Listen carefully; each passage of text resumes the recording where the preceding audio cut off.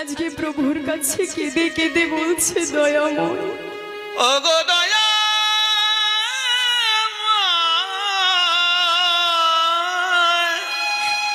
এই তিন ছেলের কথা আমি ভেবে গিয়েছি প্রভু।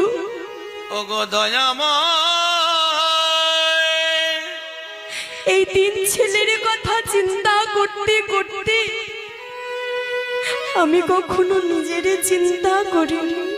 ওগো দয়াময়,